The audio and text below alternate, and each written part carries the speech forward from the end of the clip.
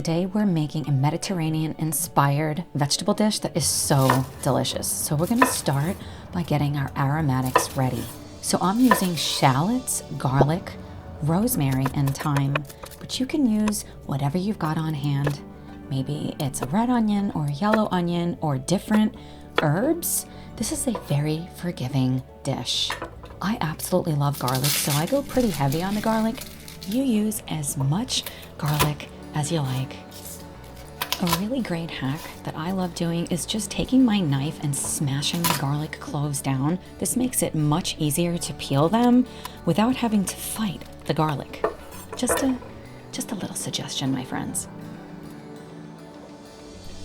I'm using both blue oyster and chestnut mushrooms, but you use any mushrooms that you like, and I'm kind of just like tearing them.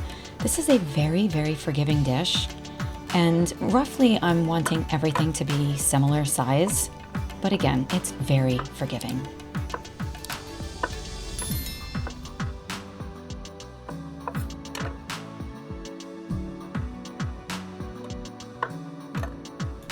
I got these mushrooms from a farmer's market, a local grower, and they are so good.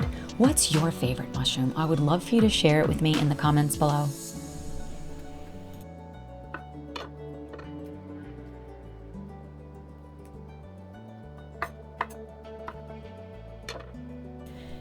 Now we're gonna get our broccoli prepped, and so I decided not to use just the broccoli stem. You of course could do this, but I had so much broccoli for this dish, I figured this was just the right amount. I of course did not throw out that broccoli stem. I love to peel it and then either continue peeling it and almost use like broccoli peels, or you can julienne them, just chop them up however you like. But for this dish, I'm just sticking with the florets. And again, I'm looking to get everything roughly the same size.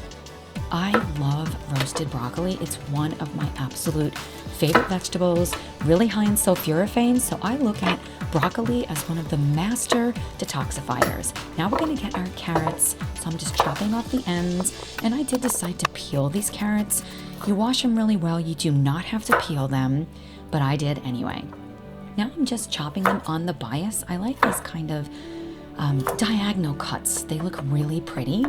I'm only using 3 carrots. Easily, I could have tripled the amount. Now we're gonna add some olive oil.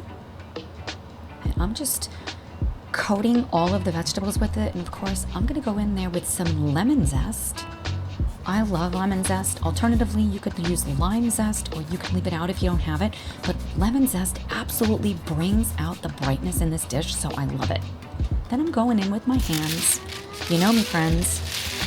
Make sure all of the veggies are coated. By the way, this is only half of the vegetables. I was using my smaller convection oven, so just imagine this doubled, okay? Then I'm pulling off the rosemary leaves and the thyme leaves and just rubbing them on the vegetables. What an incredible aroma, my friends. Did you know that both rosemary and thyme have anti-inflammatory properties? Just another bonus. Now I'm going in with some black pepper. I love cracked fresh black pepper. Then I'm gonna get some pink salt. You can use sea salt or Celtic salt. Of course, I'm gonna hit this with some red chili flakes. I love that little zing that it gives, and it's actually really great for your metabolism, so it's a win-win. Put this in the oven. Now let's get the balsamic glaze going. So over medium heat, put the balsamic vinegar in and then the honey, and we're really going to just warm this up. Make sure you stay close by so it doesn't burn. And essentially we're looking for this to thicken. It happens very, very quickly. So when it starts really bubbling away, you want to really lower it. And then eventually it's gonna look like this. Oh my goodness, my friends. This was like seriously so delicious.